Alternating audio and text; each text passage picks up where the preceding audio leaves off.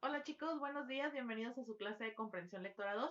Hoy vamos a continuar hablando sobre la refutación. Ya hemos estado hablando sobre la argumentación en el parcial pasado, perdón, y en este parcial vamos a empezar a hablar sobre la refutación. Ya vimos la clase pasada sobre la última clase que tuvimos sobre el significado de refutar. Y refutar pues sabemos que es negar, objetar o desmentir algo a partir de la exposición de argumentos y es contrarios, obviamente. Entonces, cuando estamos en una discusión, podemos tener dos posturas. La número uno, que es a favor de o en contra de. A favor de es cuando estás presentando entonces un argumento. Acuérdense, un argumento es un conjunto de premisas y esas premisas surgen a través de ciertas hipótesis de conclusiones que podemos tener respecto a algún tema. Entonces, a raíz de eso surge la necesidad también de refutar, es decir, de contradecir, pero de una forma ordenada. Esa es la característica más importante de la refutación, que se hace de forma ordenada, no con fin de pleitos, sino más bien con fin de llegar a un acuerdo y un punto de vista donde se pueda satisfacer las necesidades o los intereses de ambas partes, ¿ok? Entonces, bueno, pues sabemos que la reposición de ideas y como tal debe de ser llevada de forma ordenada, ya lo expliqué.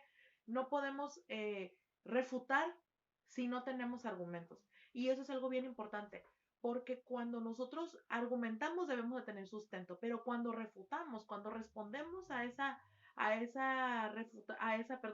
argumentación, debemos de también tener sustento. No es nada más decir no porque no, sino es decir no por esto, esto, esto. Entonces, hoy vamos a hablar sobre algunas formas de descubrir fallas en la argumentación de la persona con la que estamos discutiendo. Vamos a usar esa palabra de forma, no en la discusión como pleito, sino de discusión como puntos, como llegar a acuerdos, ¿ok? Para que se entienda. Entonces, cada uno de nosotros tiene la capacidad para presentar un argumento fuerte. El punto es que muchos de nosotros no nos sentimos confiados para hacerlo y nos cuesta mucho trabajo, entonces, al momento de exponer nuestras ideas, darles un sustento suficiente. Entonces, la refutación es esa parte de la contraposición, contraponer lo que yo quiero decir cuando no estoy de acuerdo. Ahora, no necesariamente tiene que ser no estoy de acuerdo, sino a lo mejor no compartes la visión de esa persona. Entonces, por eso es que es importante. Yo siempre les he comentado que la refutación no es pelearse con una persona y exaltarse y empezar a hacer ahí toda una situación que no es conveniente y aparte que no se ve bien, sino que la refutación implica tener la madurez suficiente, también la experiencia de tema suficiente para poder presentar una idea diferente a lo que se nos está proponiendo de punto de partida. Entonces, todos los argumentos, chicos, tienen un punto débil. Todos los argumentos. Siempre, siempre hay un punto débil. Incluso las personas que presentan un argumento bueno, al momento de presentarlo, pueden tener problemas de sostenimiento de su argumentación por una debilidad en su presentación. Entonces, eso es lo que ustedes tienen que aprender, a presentar argumentos fuertes y si los vas a refutar, hacer una refutación fuerte. Entonces, discutir es una de las actividades más antiguas propias de nuestra civilización. Los seres humanos nos comunicamos, pero también discutimos cuando no nos encontramos en un punto de igualdad de pensamiento. Entonces, esto es muy normal y pasa desde hace, por lo menos, desde 2000 años atrás. El ser humano ha pasado buena parte de su tiempo discutiendo sobre las diversas materias en distintos niveles de complejidad. Es decir, discutimos para todo, refutamos para todo, incluso tú mismo en tu casa tiendes a tener esa actitud de refutación. Cuando mamá o papá te presenta algún argumento que tú consideras que no es válido para ti, lo haces. La mayoría de las veces terminas perdiendo, por así decirlo, porque no presentas un buen argumento. Entonces, simplemente te limitas a decir no quiero, no puedo, no se me antoja y no es correcto, ¿ok? Hay que presentar buenos argumentos.